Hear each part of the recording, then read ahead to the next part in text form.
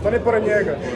Luči mi, mislili smo ćeš doći s Teodorom, možda Džekverović, pa zašto se vojaži? Znamo ste drugovi sjajni, ali mi smo čekali da će Teodora. Lukova ti je ta paralela. A što Teodora nije došla, to pitajte da vidite. Pa će dođe možda? Pa ne, sigurno ima obaveze, oni su super u odnosu, mi smo super sa Teodorom, tako da je došla bi da je mogla. A jeste li stvarno imali vas dvojica neku svađu u nekom butiku u Nemačkoj? Ne, to je... Šta je laž? Ljudi, evo... U butiku u Nemačkoj. Prvo, vojaži noći u butiku u Nemačkoj. Stiže vest, ujutru meni on šalje smese, kaže kume pogledaj ovo, stiže vest, noći vojaž, ono samo što se nisu potopio u butiku.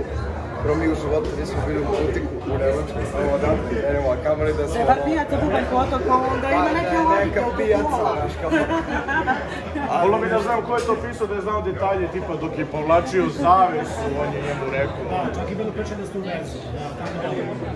To je nepisano pitanje, to preskoča. To je toliko ono, nekako...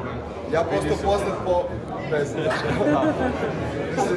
Sigurno da na estradi postoje uvek neke čarke, ali uglavnom među saradnicima koji blisko sarađuju, to se ne dešava. Čarke? Da, na estradi uvek postoje, ali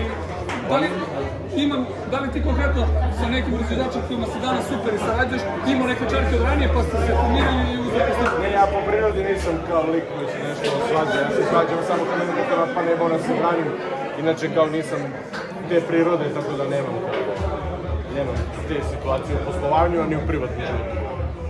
Da ste vidjeli ove napise u medijima da pozivate medijima da koristaju? To su sve stari snimci koji su zloupotrebljeni u ovom kontekstu. To je, ja mislim da je to samo pre bavljenje medijima je sada potrebno što više pišu, da što više pričaju o tome. Mislim da je dosta nezahvalno zapravo loše da se toliko ta crna hronika gura. To što mi radimo, to je neka rap kultura i to što smo radili smo i 2019. godine, mnogo pre ovoga i generacije, mnogo pre nas i Tupac i Biggie, to je jednostavno tako neka kultura. Niti je to bilo kako povezivanje sa